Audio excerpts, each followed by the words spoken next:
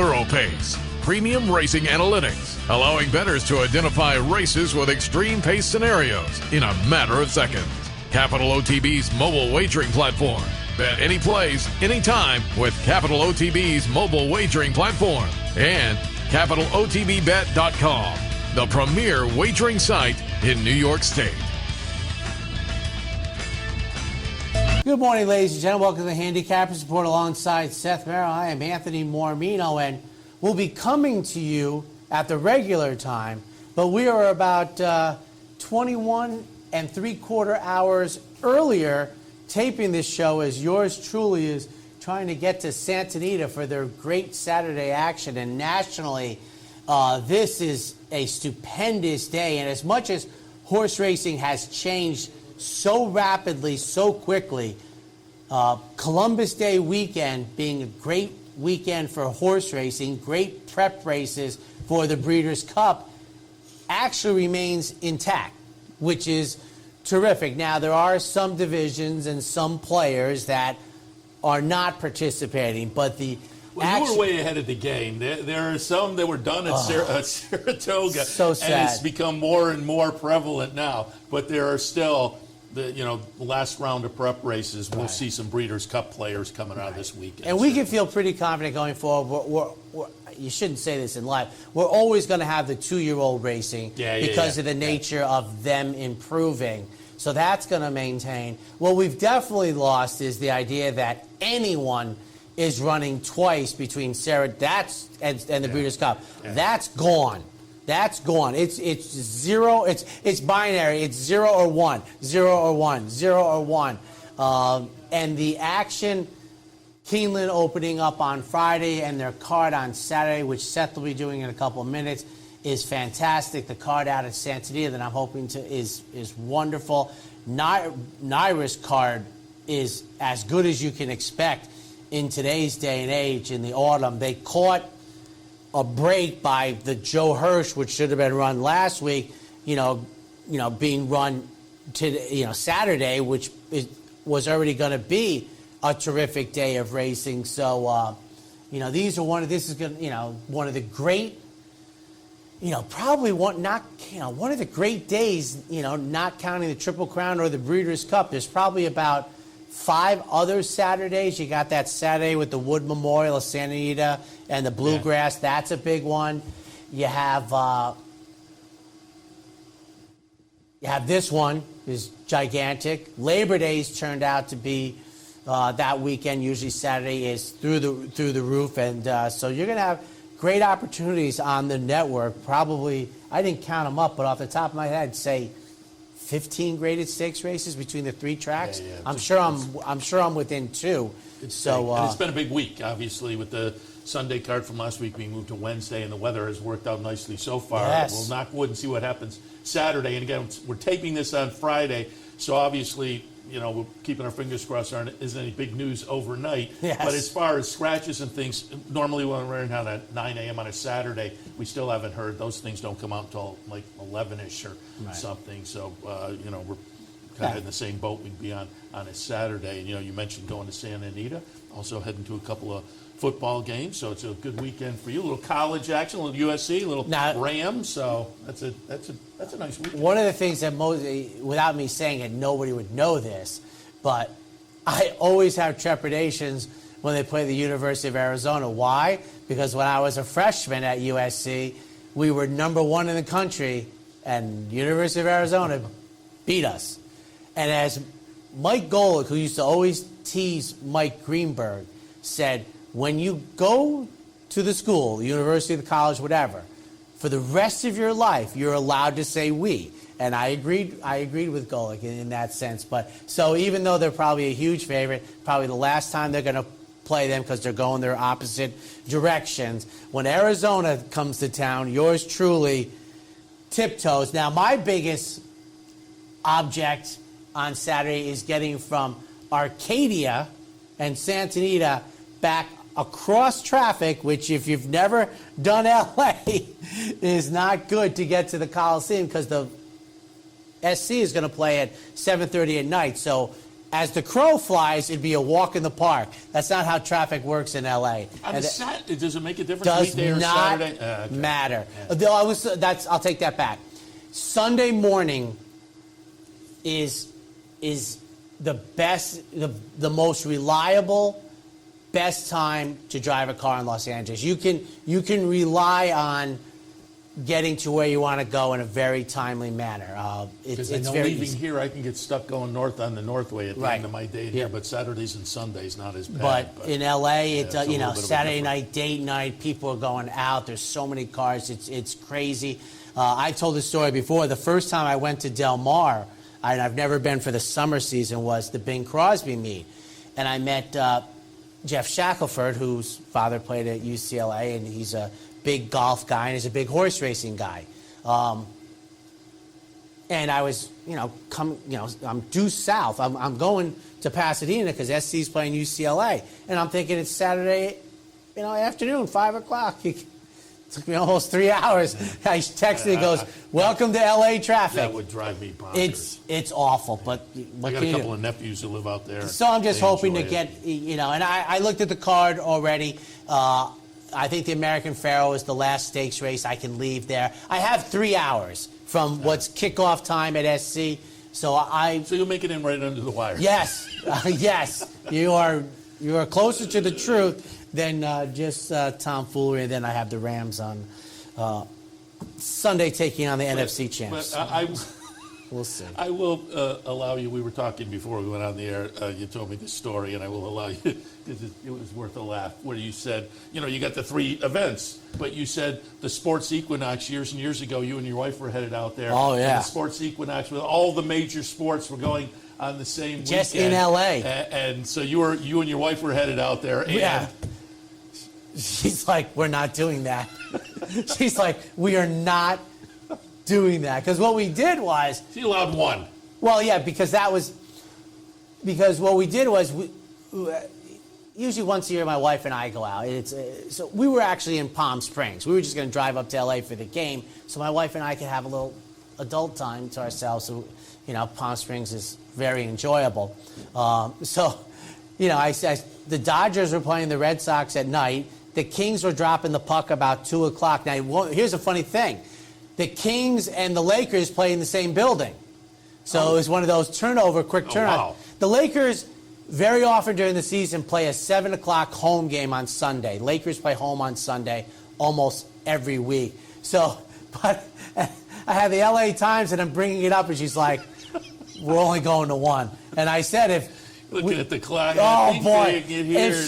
If it had been a different weekend for us, you betcha yours truly would have been watching the opening kickoff in the Coliseum. That would make for a great story. Oh, yeah, it would have been great. And it's not out of the realm of possibilities because the Dodgers, are major players now, and the World Series is gonna, if it goes 4 or 5 games, 5 or 6 or 7 games, is going to be played in November. Sounds crazy, but so good weekend. So we're taping this about 11:15 on Friday. So Seth will be doing Saturday at Keeneland before they open up on Friday. So a little, is that time machine stuff? I think that is kind of. That's time Back machine to the Future stuff. tomorrow. So, and as we said, don't pull a Frank Alexander and yell at us and email us if a horse that I say that I love today scratches at about 2 o'clock on Friday afternoon, and I'm picking them on Saturday morning.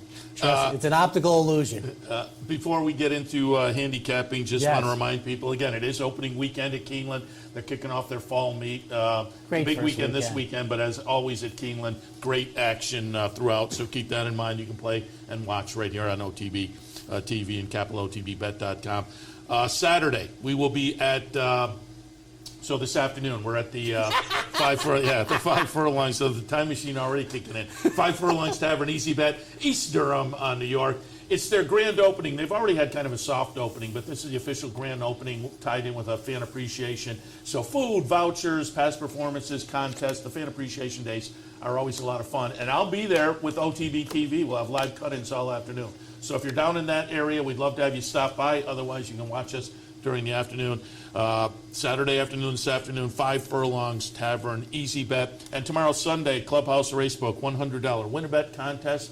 Come on down and have a little extra fun with that. But as always on Sundays, including the Rams, all the NFL games available. You can tune in and enjoy all the NFL action and all the racing action on NFL Sundays.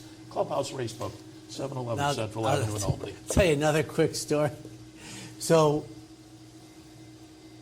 when the playoff games come out, they don't tell you to the last moment whether your team's playing Saturday or Sunday. So what I learned was I go out for the whole weekend. Now, for me, I'm guaranteed to have a spectacular time. Why? Because the day they're not playing, I'm going to Santa Anita. So I'm good. I'm not looking to get an early flight, anything. So a couple years ago, I told my wife, I waited for a turf race, and the tunnel that they're building at Belmont, if you saw the picture on Twitter, they have at Santa Anita my whole life. So I went to the infield. I went over to the middle of the backstretch to a fence, which is just before the training track.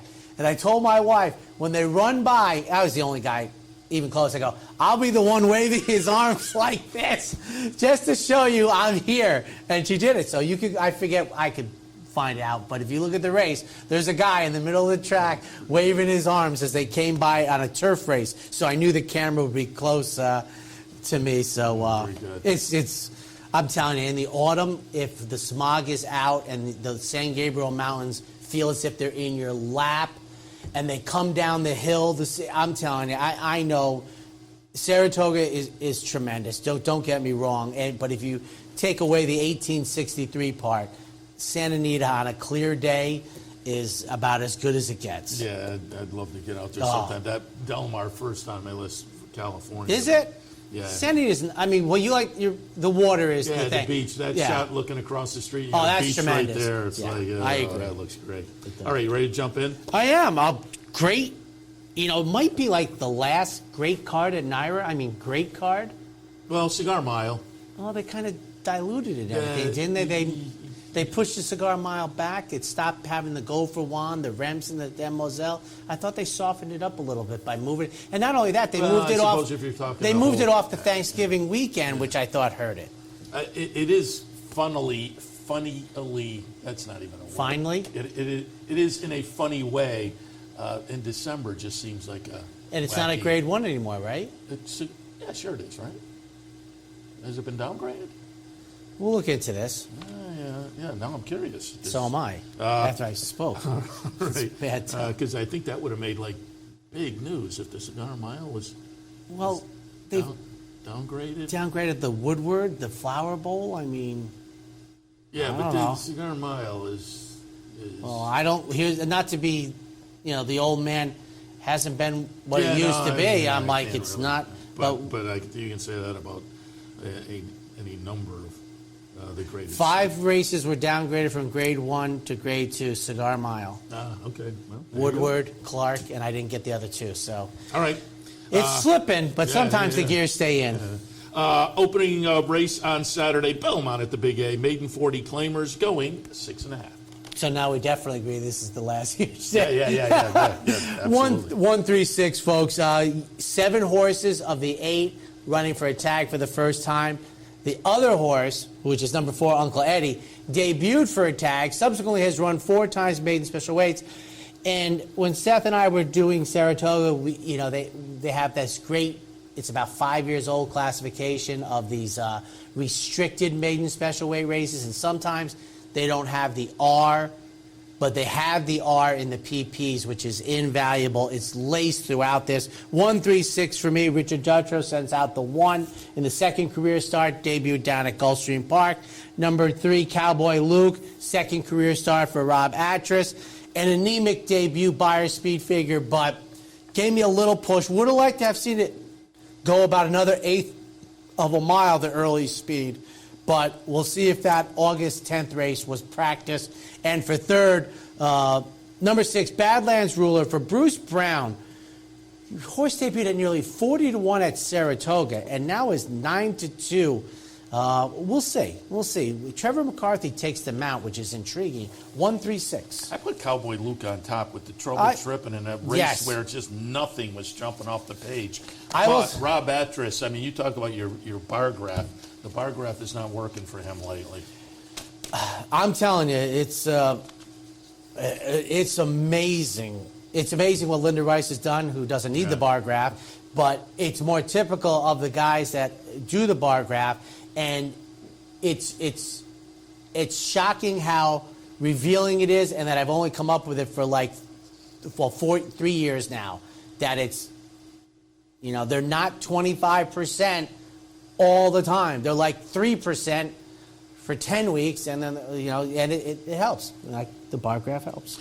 Second race this afternoon, Belmont at the Big A. Starter allowance types going 9 furlongs. 154 for me, and one of the folks that regular viewers know that I prefer chaos.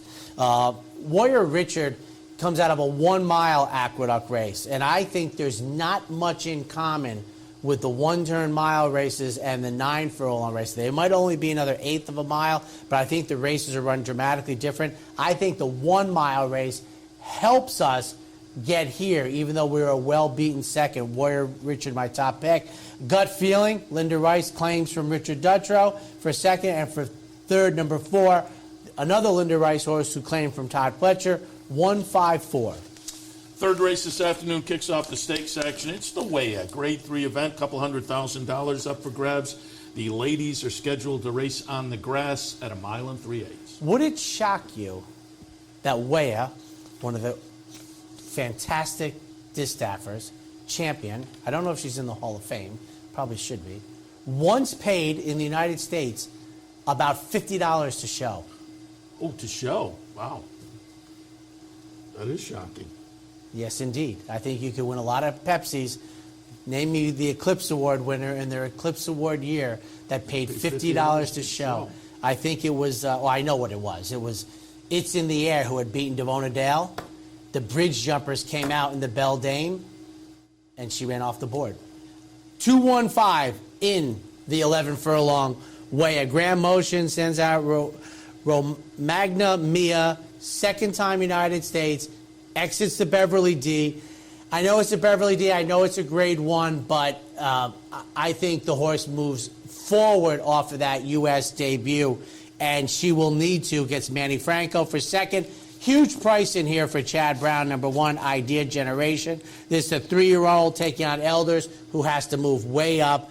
And then Chad Brown's 3-5 shot, winner of last year's Jockey Club Oaks Invitational. 3-5 in your heart after losing at 2-5. 215. Race, the Turf Classic, the Joe Hirsch Turf Classic, rescheduled. Grade 1 event, $500,000 up for grabs, again scheduled on the turf. This time 1.5 miles. I've said it so many times, but I don't know how horizontal players do it. 6-4-2 for me, and I have to tell you, So High, the 1 is the only one I would toss. The other 7 for me are live. But Soldier Rising, I fancy in this race. A couple starts with some give in the turf. This was a horse who was a purse money only at Saratoga. We had that the other day at Aqueduct. Rebels Romance, who was the horse who slid out from himself. Breeders' Cup turf winner. Makes the second start since March, second time United States this year. And for third, I've loved her. I think she's never going to get in the Hall of Fame, but she has been one of the finest long-distance American, not European that came over to America, but American turf marathoners. Warlike Goddess, 6-4-2. We were talking earlier, and I said I'm right in the same boat, 6-4-2 for similar reasons, and I'm rooting for Warlike Goddess to get back, because a lot of times people defending look, champ, 6-year-old mayor, and they go, and I always like to see the horses kind of defy that. But I'm in the same boat where I'm kind of like, the last two I'm not sure. Soldier Rising, interesting. And in the 4th spot, I used Pioneering Spirit, the Linda Rice horse, who I think could be a little bit intriguing off the Baruch win last Well, I will time. say this about Warlike Goddess. She got when she lost Julian Leparoux, she had a couple questionable rides, some pace scenarios. A lot of things were against her. But the thing now is, I don't think she's as terrific turn of foot as she was 2 summers ago. So, and for for about 5 or 6 races there, it was scary how good she was. But again, hats off to the connections. Oh, she's still out here. Tremendous. At 6. So, tremendous. 5th race, Belmont at the Big A, the Frazette, Grade 1 event, $400,000, 2-year-old fillies. They'll go the 1-turn mile. 254, excuse me. Life Talk making the 3rd career start. An offspring of Gun Runner who I think is now getting into race distance, a mile. Won at the Saratoga, breaking the maiden at the mile. I don't know what quite to make of those races, but I think the Gun Runner, Life Talk, she's the horse to beat here at 9-5. Number 5, just FYI for Bill Mott. I like the debut win. In the hands of the brilliant Bill Mott, an offspring of Justify, I can expect to see improvements off the 6-furlong debut. And for 3rd, Central Avenue, who won going 7/8 at Colonial. Buyer speed figure is very light for the offspring of Street Sense, 254. 6th race, Belmont at the Big A. It is the Belmont Turf Sprint, Grade 3 event, $200,000 up for grabs, and as the name indicates, they will sprint 6 furlongs on the grass. And the start of the pick 6, folks. Good luck to you. 3, 10, and 1 for me. Allegan for Ned Allard. I am of the opinion at 8-1. If we can repeat the Colonial Stakes, the DeHaas, we're right there, right on the line with probably 4 other horses, but we're going to be a big price for this outsider. For 2nd, number 10, Witt, who is shortening up. Now remember, Witt won the Sanford at Saratoga. That's dirt, yes, but he was a precocious sprinter. And for 3rd, 5-2 on the board in a race that I think is very competitive.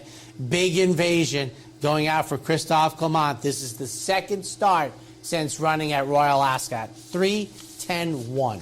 All right, we'll do a break. When we come back, we'll complete Belmont at the Big A. A little bit later, I'm going to look at Keeneland. Stay tuned. Performances and daily picks from professional handicappers. No one gives you more up-to-the-minute information than Capitalotb. Combine that with the best player awards in New York State, and you have everything a serious horse player needs to be successful. Win more with Capitalotb. Winning starts here. Capitalotb is now streaming live on Roku. The RTN Racing channel on Roku lets you watch OTB TV live through your Roku device or your Amazon Fire Stick, rather than being limited to computers and mobile devices, which means you can now watch OTB live wherever you are. Simply open Roku, scroll to find the RTN channel, then click on OTB TV. OTB TV on Roku. Try it now. Birdstone is an outside front. They're coming down to the finish. Can Smarty Jones hold on? Here comes Birdstone. Birdstone surges past. Birdstone wins the Belmont Stakes. In front, but here comes High Chaparral. High Chaparral, the defending champ, to take it to Falbrough. These 2 arch rivals head to head with Joe Hart bearing down on them. It's going to be a 3-horse photo finish to the turn. Here's the wire. Photo finish. I'm going to look at a little Belmont at the Big A, and I'm going to look at Keeneland a little bit later on, but kicking back in New York, race number 7. It's an allowance, non-winners of 1 other than 6 furlongs to trip, and they're vying for a mere $100,000. They slid this race in between the stakes action, and I'll tell you, the late pick 5 kicks off here. More power to you, folks, because I'm 6-1-4, and this follows one of my, not cardinal rules, but one of my major tenets, and that is you look at a race long and hard, and the favorites don't jump out at you as a public handicapper. I don't think you're supposed to select them. So Cupid's Girl for Jim Ryerson, who on the buyer speed figures must step it up big time. Some might say outside of her realm of ability to step up. But if the other big buyer speed figure horses regress a little bit, I'm going to be sitting at a double-digit price horse, odds horse, that I think could be live, making the 2nd start since April, 1st since June. For 2nd, Security Guard from the rail. And I almost put this horse on top at 9-2, but I thought 9-2, 10-1, wide open race. I put the higher horse, the clearly higher price horse on top. But Security Code to me is a more reliable horse to hit the board and run well.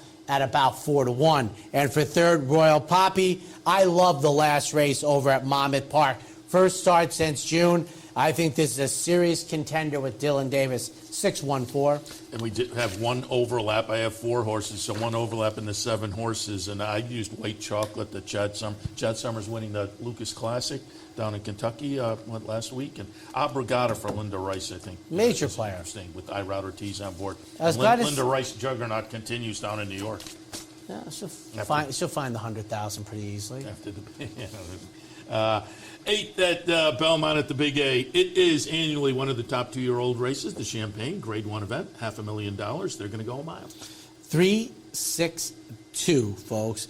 Timberlake is cross-entered at Keeneland for the Breeders' Futurity, a chance to go 2 turns. They're taking blinkers off. I would like the 1 mile race right now for Brad Cox and Flojo. Been favored in all 3 career starts. Broke the maiden at Ellis going 7/8. For second, Fierceness. This is what I'm going to say, and I've said it for more than 15 years. I'm fine with, they get the money, they get the buyer speed figure on off racetracks, but I put them in a box and I kind of leave them alone. I'm like, Fierceness, maybe he was going to run 97 if it was clear and fast. That's all fine, well, and good. He's 6-5 on the board. I strongly believe he'll be even money, but I just don't hold as much reverence for numbers that are earned on a sloppy or a muddy racetrack or a sealed one. And as Seth has taught me years ago, the strength of the buyer's speed figures, especially at 95, that's one of the highest 2-year-old debuts ever. Well, I don't, like I said, I don't get upset at myself when I see $3.20 beat me. And for third, Dancing Groom, an offspring of Vino Rosso, taking on winners for the first time, 3-6-2. And listen, I'm not saying Fierceness could run an 87 on a clear, fast racetrack and win the Champagne. That's fine. I do think he'll be odds on. Do you have thoughts on the odds? He's going to. I used him on top because I totally agree with you that it's a question mark with that situation, but it was very impressive. But I could have juggled things around. I have Timberlake right underneath, and I debated using him. But I think General Partner is also interesting, who put in the big number last time to break the maiden, but did it in the second career start and did it on a fast track. So, it's. I mean, I would like to. I wonder if David Aragona, the morning line odds maker, really, was he close to 4-5? I would like to hear him walk through that race because. It was eye-popping to look at, geared down in the thing. With the number, this horse is going to get crushed. Yes. Yeah, no question. And I think, as you pointed out with the other runners, he's going to get crushed at the odds, and it's a competitive race. It's 3 to 5 shots in race. The next line you're not supposed to say is it's a very competitive race. But I think this is going to be where it's 3 to 5, and I don't think he stands over the field. Maybe I'll feel differently. Timberlake wants a good second in the hopeful, but with a number that doesn't look that good. But the funny thing about not enough was made that Gary contested the meet with the first stake, and those were the only, not only the only 2 races at Saratoga. I think there's only 2 this year. It's just, it was insane. What's the old line? Life is timing. And for him, absolutely. The 9th at Belmont, the Big A today, Jockey Club Derby Invitational. $500,000 up for grabs. Grade 3 on the resume. If you get the victory, and 1 3/8 on the turf is the trip. It's a lot of money for a grade 3. Yeah. Seth does it all the time, and that's fine. I don't do it too often. Maybe once every meet. I think I did it once at Saratoga. I'm doing here. I am 2-9-3-1. The reason I'm throwing the 1 is because I know he's a player in this race. But once again, I think this race is like 8 deep. So measured time, the 1, who's 2-1 on the morning line, coming over from Newmarket, is a player for me, the offspring of Frankel. But I have 7 others. It's like, and I was thinking about the Charlie Appleby, that he's warming up, and the people are going to be dialed into that, and they're going to be back to betting. This horse has been odds on in all 3 starts. He might win in a gallop. That's fine. I'm going to pay to find out.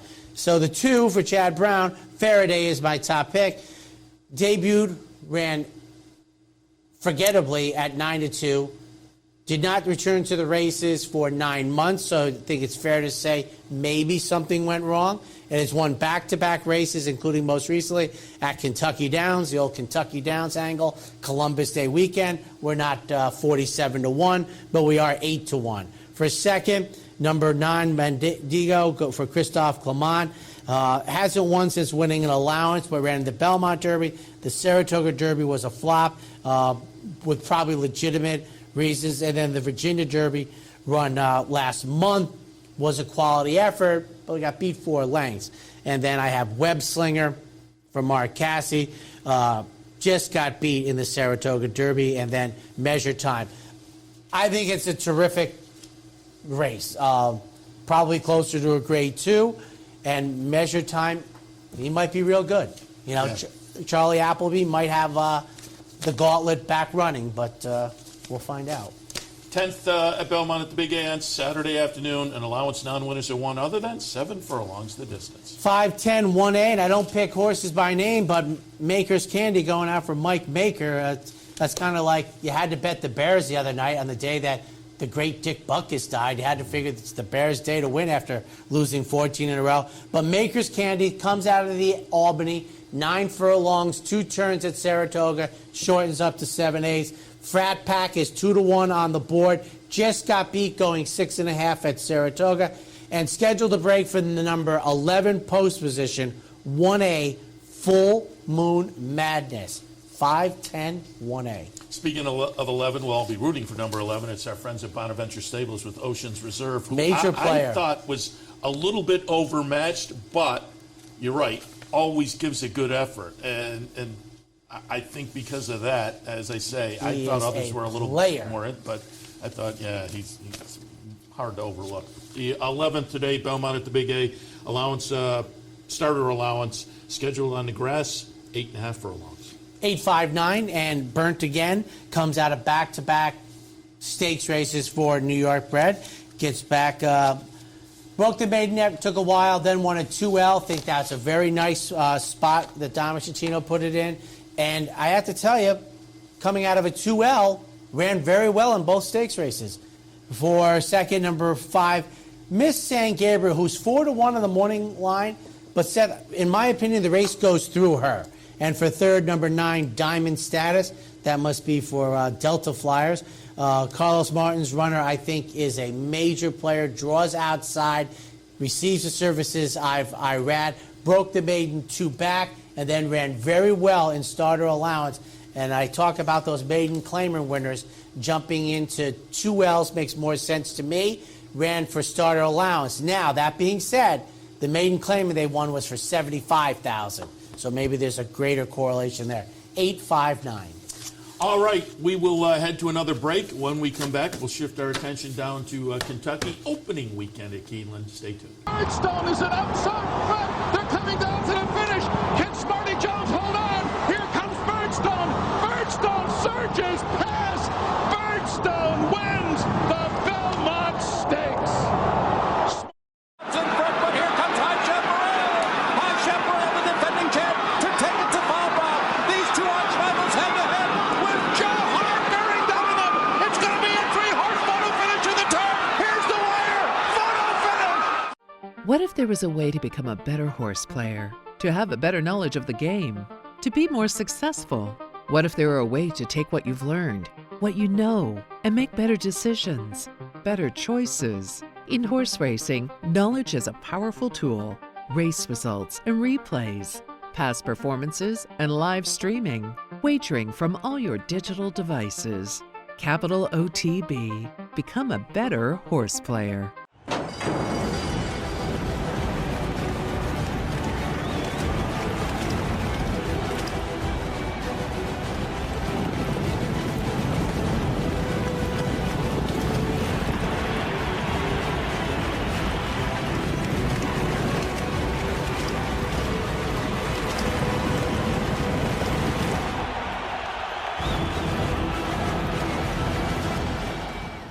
And welcome back, ladies and gentlemen, to the Handicappers Report. Just a quick note. We're taping this about 21 hours before it's going to be run. So in case a major horse scratches out a dinner hour Friday. Don't yell at me because I love them in the Belmont. But Keeneland is, for us, opening up in about 70 minutes. But we're going to take a look at Saturday's incredible card as their opening weekend is sensational. I mean, they can read the tea leaves. They know what trainers want for the Breeders' Cup, so their opening weekend is fantastic. Counting up here, we have 11, but we have 5 stakes races on the back half of the card, and obviously the Keeneland meet, one of the great meets annually, both of them in America, full fields, etc. Let's kick it off, Seth. 6.5 furlongs, 3-year-olds, and up in for 40. 5, 6, 8, and 1. I put Debate on top. Gets the class drop that I think will be beneficial. Has been an allowance company for most of the races. Went into a conditional claimer last time, and then drops down the claiming ladder today. And again, I think that'll be enough to maybe move this horse forward. I looked at a la carte as the top pick. Also moving in for a tag in a way that I think is going to be beneficial for Bill Mott. Luis Saez on board. But I wondered, welcome back, Luis Saez. I'm hoping all systems are go, but sometimes it'll take a day or two. Now, note, again, we're taping on Friday. I think he's in every race on Friday, so you'll get a little idea if he's raring to go here. And again, we're rooting for him to get back and going as soon as possible. But I thought, having been away a little bit, maybe the fitness level or whatnot, so I moved a la carte down slightly on that. But I debated going back and forth. And Master of Arms at 10-1 on the morning line for Ron McKett comes off a couple of voided claims down at Oaklawn and hasn't been seen since March. So there are question marks galore, but they come back and there's no claiming tag on there, so they're coming back obviously with the waiver. I kind of like that. There's a couple of nice workouts underneath. So Master of Arms might be interesting in a price. In the opener at Keeneland, 5, 6, 1, and 8. Second half of the early daily doubles. We come to know it at Saratoga, but it's also at Keeneland. 2-year-olds, maiden special weights, going 6 on display. We'll hope that scratches work for us. We only need 1 to get the 13 in from the AE list. 13, 9, 6, and 2. I'm going to put Bergen on top. Worked 20.4 before the April sale down in Ocala. Notably, there is a sibling called Chi-Town Lady that won the first 2 starts of the career, including a Saratoga stake in the second start.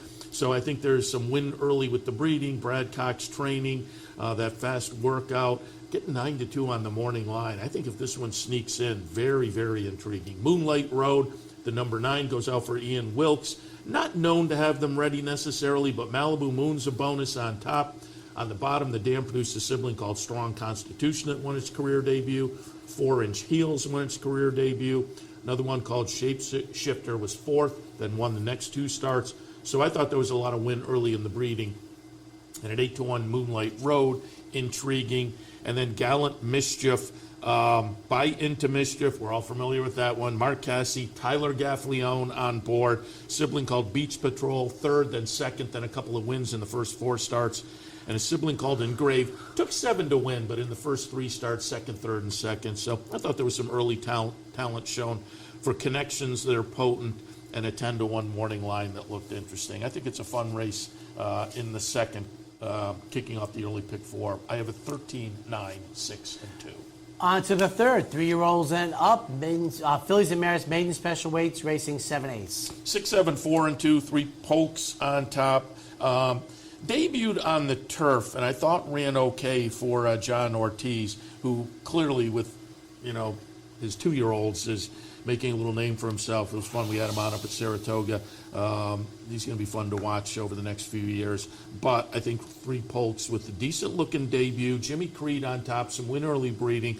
We'll look at that one as being a good effort to put a little experience under the belt and move forward from. 6 on top, 7 Insensitive in the second spot. Last couple of races were pretty good. 2 back at Churchill in May. Last time in June at Ellis. And the bullet workout, I thought, was intriguing coming into this because it was most of the summer on the sidelines. But I do think this horse with the workout and those last 2 starts, very much of a player in here. Take Time to Dream in the 3rd spot. Nice improvement, start 1 to start 2 for the Rob Fell Cone Runner. Rob, of course, based in New York. A little cool at Saratoga, got to win late. But if you weren't paying attention, he had a great meet down at Monmouth. So he's hitting at a pretty good percentage this year, and I find it intriguing that they come down from New York to take a shot here. John Velasquez named on board in the third at Keeneland, 6, 7, 4, and 2.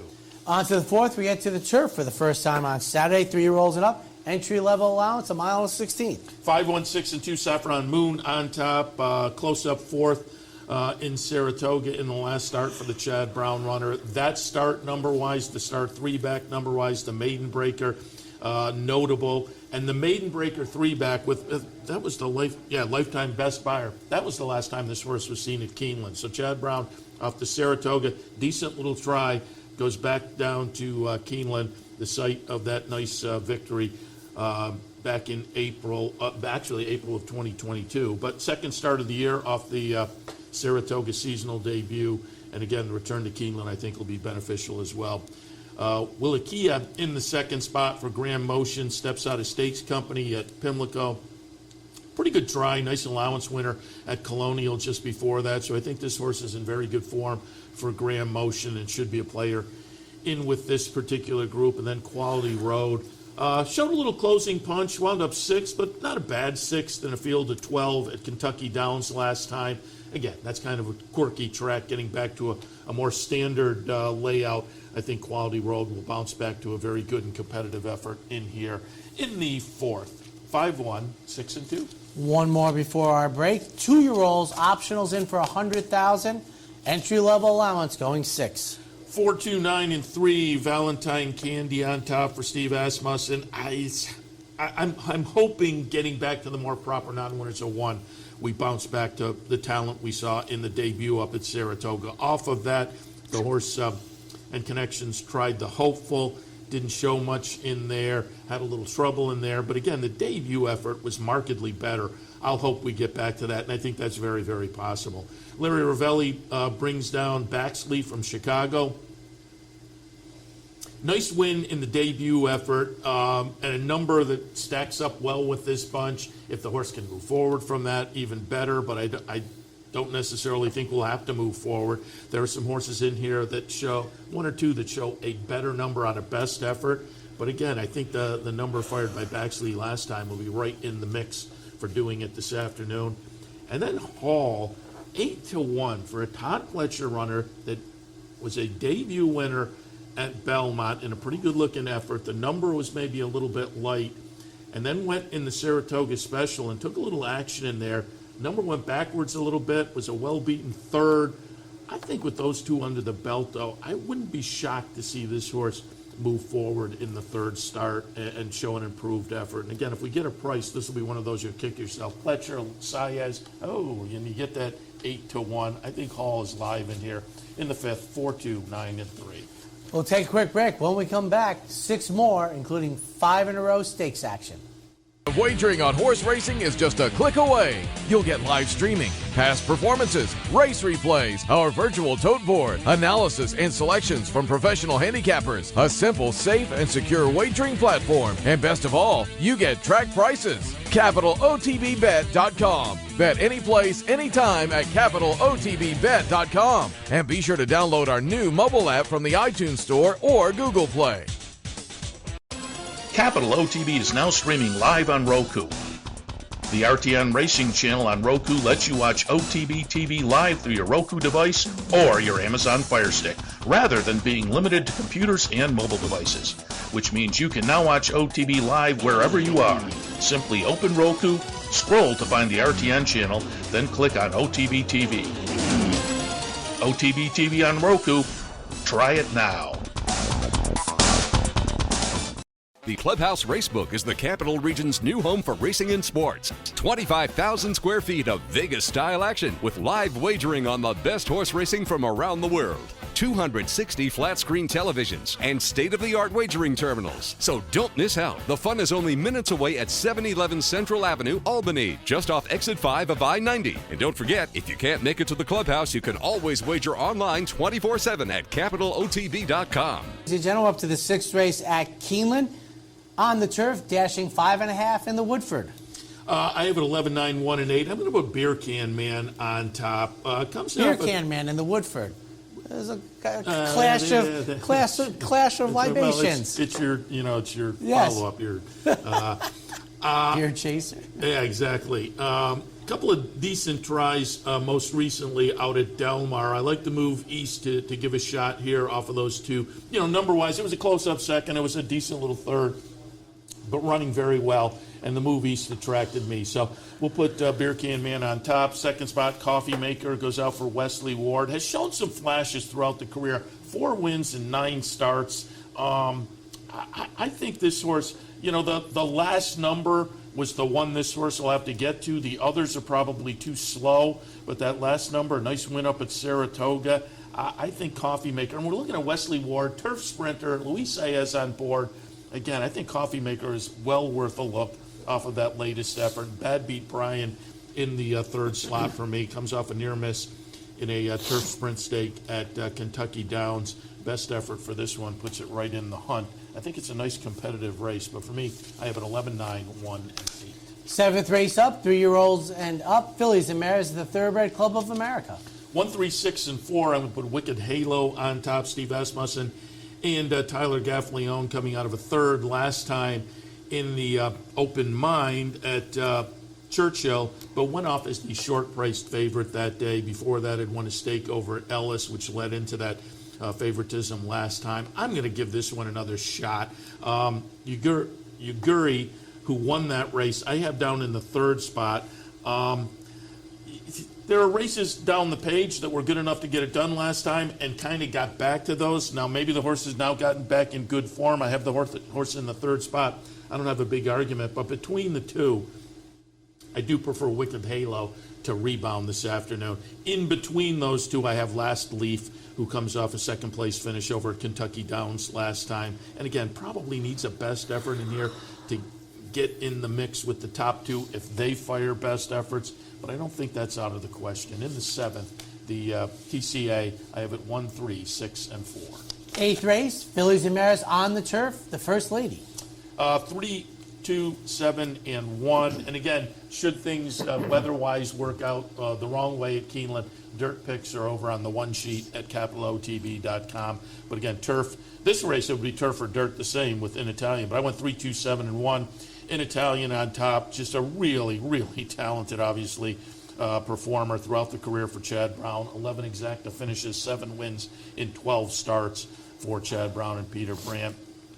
Comes out of a close-up second in the Diana last time. Just missed there at Saratoga. And I have the winner of that race in the second spot. Chad and Juddmonte with White Beam, who, again, since arriving from Europe, seems to be moving forward. Highlighted by the win in the Diana last time, so dangerous in here. And at 15-1, New Year's Eve for Brendan Walsh. Tossed in a clunker last time at Kentucky Downs, but that track is so quirky. I look at a lot of those performances as being potentially aberrations. And if so, this horse, I think, could be a very, very much a contender at a decent price if you're looking to play around. In the First Lady, 3, 2, 7, and 1. 9th race on the card. This is the 40th anniversary of my hearing about this race when Woody Stevens sent Swale down because he had Devil's Bag dominating in New York, so we had to find a spot for Swale, sent him down to Keeneland for the Breeders' Futurity 40 years ago. 9, 5, 3, and 1 for me. I'd put Locked on top, just kind of master the obvious off the second start of the career, which was just phenomenal up at Saratoga, and I think they find a nice spot to make the stakes debut. Trying 2 turns, but one at the turn and a half mile at Saratoga last time. Gets a nice outside post position to be able to see them all. Now, the outside post position at the mile and 16th might work against this horse, but I'm just the pace-wise, it seems like things may string out a little bit and play okay for Locke to get a decent position early. West Saratoga, nice win to break the maiden 2 back, then won the Iroquois down at Churchill last time. 20-1 for a horse with those 2 wins on the resume. We'll see if that holds up, but if so, I think the horse is playable. The numbers are clearly lighter than the last one from Locke, but stack up well with the rest of the field, and can Locke put 2 together like that? Awesome Road in the third spot for Brad Cox, big win in the debut over at Ellis. bodes well for this horse to be a contender as well. In the Breeders' Futurity, 9, 5, 3, and 1. On to the 10th race, back to the turf, the Coolmore Turf Mile. And again, we were talking about Charlie Appleby earlier with the New York runner. And it seems like, this year his horses hadn't been as potent as they had been in the last, couple of years prior to that on their move to North America. But a few weeks ago at Woodbine, maybe that changed a little bit, and this was the horse Master of the Seas. I went right back there, 1, 5, 9, and 4. This horse looked really good at 2 to 5 up in Woodbine in the Woodbine Mile. And off of that effort, they elect to come here, and it just looks legit in this spot. We'll see the one post position. We'll see how that works out for this horse. But off of that Woodbine race, I had to go in that direction. Second spot, up to the mark, Todd Pletcher, trainee, coming out of a couple of wins in the Turf Classic at Churchill in May, and then the Manhattan at Belmont in June. This is a horse that, for Rapoli and Company, just seems to have gotten good over the last couple of starts with the triple-digit numbers and the 2 nice stakes wins. And then Annapolis, who, we all know how talented this one is. 10 exacta finishes in 12 starts, but one of the off-the-board finishes was last time. The Mint Million at Kentucky Downs, but as I said earlier, sometimes those Kentucky Downs races can turn out to be a little bit of an aberration. We'll look for this horse to get back in the thick of things this afternoon in the Turf Mile. 1, 5, 9, and 4. The 11th and final, 6 furlongs, 2-year-olds, maiden special weight. 4, 3, 9, and 1. Rappaport on top. Todd Pletcher, runner for Windstar and Company by Constitution. A little bit of breeding there that's intriguing. Hammerstein by Oscar Performance. Nice little workout in the middle of September over at Churchill for Brian Lynch. I think bodes well for this one. You pair that up with the last workout on October 1st, and this horse could be very live in the debut at a generous 8 to 1 with a couple of nice workouts. And at 20 to 1, by Not This Time, goes out for Mark Casse. Workouts for this one, there are a couple there that, don't jump off the page, but I think they're okay. And with Not This Time on top, Mark Casse, Joel Rosario on a 20 to 1 price. Who's the King, the 9, I think is very, very playable in here. In the 11th and final, Saturday afternoon, Keeneland, 4, 3, 9, and 1. And I know so many of us are wrapped up into, and correctly so, into Mischief as a stallion, but Not This Time is, he's the cat's meow, and it seems like he's still under the radar, which happens, but he, I liked him in the Breeders' Cup for Dale. I know Dale Romans thought the world of him as a 2-year-old. He ran second to Classic Empire. Classic Empire was the champ, and then Classic Empire, and then it was early in the 3-year-old season that Not This Time got retired, and then Classic Empire had what I still to this day consider the craziest first 6 months of a 3-year-old campaign, stopping and starting and disaster and everything, and but they were 2 very fine 2-year-olds. And if there had ever been a year when I thought like an exacta finish in the Breeders' Cup Juvenile would go forward, that was a year, and I was completely wrong, for injuries mostly. But Not This Time I know that the people that do commercials say this. I don't have a vested interest. He can get you any type of runner. I don't think that's quite the case with Into Mischief. I think there's a real well-worn path with Into Mischiefs, which is a good path for North American racing, don't get me wrong, which is why, 13 of them went for over $1 million. But as I like to point out, that $1 million wasn't quite what it was for Northern Dancers' $1 million runners. And I saw somebody talk about the idea that I have and am going to do, which is they're going to look at these horses. And I told you, that group from Northern Dancer, god awful, and none of them became producers. It was like, it was 11, I think 7 never ran. They were junk. Yeah. So, we'll see. But speaking of sale, I'm just looking at the calendar. You're going to sales, Tattersalls or something? No, I just want to remind people, you get another shot at Saratoga tied in with horse racing. I think it's 2 weeks. I think it's the 16th or the 17th. I think the Facing-Tipton October sale, I think is about 2 weeks away. Is that something newish? No, not really. 10 years? At least. But Wow. for a while, it wasn't tied in with Facing-Tipton. For a while, it was run by the New York Readers, I think, and it was over on the racetrack on the backside. For a while, it was on the front side. And then Facing-Tipton. Facing-Tipton maybe 10 years. But it's fun, particularly if you get a nice fall day. It's an all-day thing, so you can kind of pick your time and go over.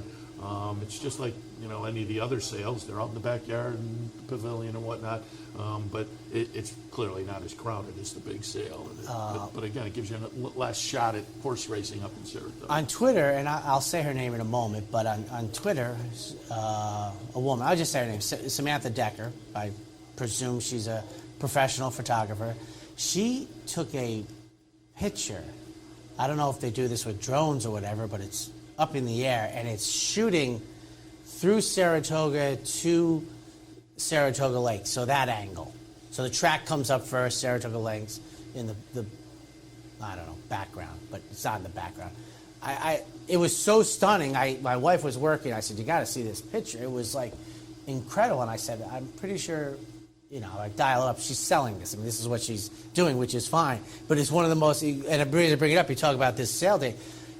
It is such a good autumn picture, and obviously we are dialed into Saratoga being a summer thing, but this picture is glorious. So if you want to go on Twitter and hit Samantha Decker, doesn't she do some watercolors as well? She might, but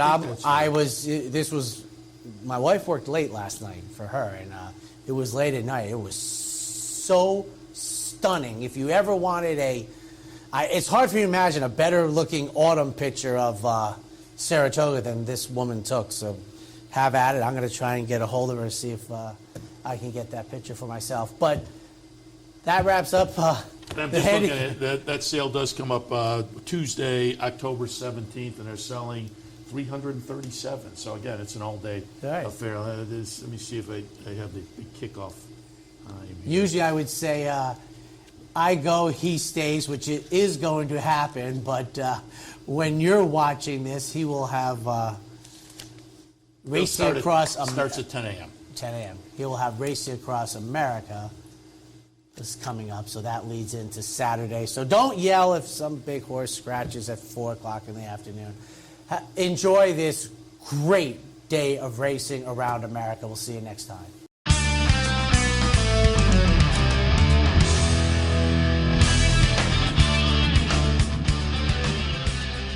You've been watching the Handicappers Report. The Handicappers Report has been brought to you by Thorough Pace, Premium Racing Analytics, allowing bettors to identify races with extreme pace scenarios in a matter of seconds. Capitalotb's mobile wagering platform. Bet any place, anytime with Capitalotb's mobile wagering platform. And CapitalOTBBet.com, the premier wagering site in New York State.